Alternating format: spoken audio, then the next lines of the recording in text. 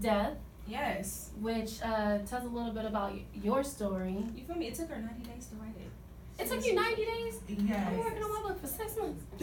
Oh, the disrespect. No, I'm just kidding. I was a victim of commercial sex trafficking down Long Beach Boulevard in Figueroa, Sepulveda, and I survived a serial killer, and I did an autobiography on my life. I was stabbed up multiple times in my face, my neck, my back, and my leg. And I decided to do a story on my life, to actually go back on Long Beach Boulevard, to tell these girls my story, to actually get them out of commercial sex trafficking, to let them know you guys can tell your story, to help other girls get up off the streets, because sex trafficking today actually affects 4.8 million people across the world, boys and girls, women, in the country, out of the country. So, just to back up a little bit, because that was a lot, and it just completely blew my mind. How did you even get into that situation, if you don't mind, because I'm sure it's in the book. No, because I was dealing with a guy that act like he wanted to be my boyfriend. And that's how they pull you in. They act like they care about you, act like they love you, act like they're here for you. And once they get you at a place in your mind, they think they got you. And once they get you, I can do whatever I want to her. It's like remote control. I control it. I tell you when to move, I tell you when to eat, I tell you when to sleep, I tell you when to go get my money, I tell you when to walk the track, I tell you what to do. Keep your face down, stay in pocket, get my money, bring it back. Wow.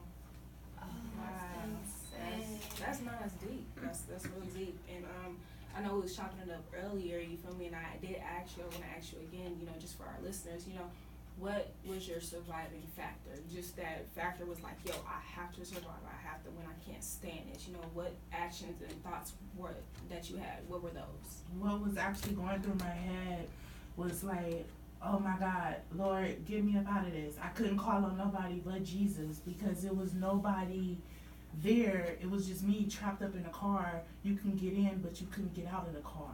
So he rigged the car up. He already had it set up when I got in his car that I was going to pay her and I'm going to kill her after I date her. Wow. And when I tried to get out the car, I said, I can't get out. So I was trying to call a pimp, like, help me, I'm stuck. And he like, where are you? He took my phone and he broke it in half. Wow. And I'm screaming, and next thing you know, I'm getting stabbed. And I'm fighting for my life as I'm getting stabbed up. I was able to take control of the steering wheel as I'm getting stabbed. Like, I kind of crashed his car. Oh, this is why you're driving? No, while he was driving. He was trying to get away from, like, he was trying to take me away. And he was telling me, I'm going to take your body and I'm going to cut it up into pieces. Nobody will find you. And I panicked. And when I panicked, I hopped out of the car on the driver's side. I couldn't get out on the passenger side. I had to get out on the driver's side, and I rolled down the street. And I was screaming for help, and I was just praying to God, because it was nobody there. So that was the only person that I could actually call on. And blood was coming out of my body everywhere. I didn't know where I was stabbed at. I didn't know where. It was just a lot of blood, and I was just running down the street. And I was just screaming for help. It was about 2 o'clock in the morning. He was so nervous, he drove off because I had made a big scene. Right. And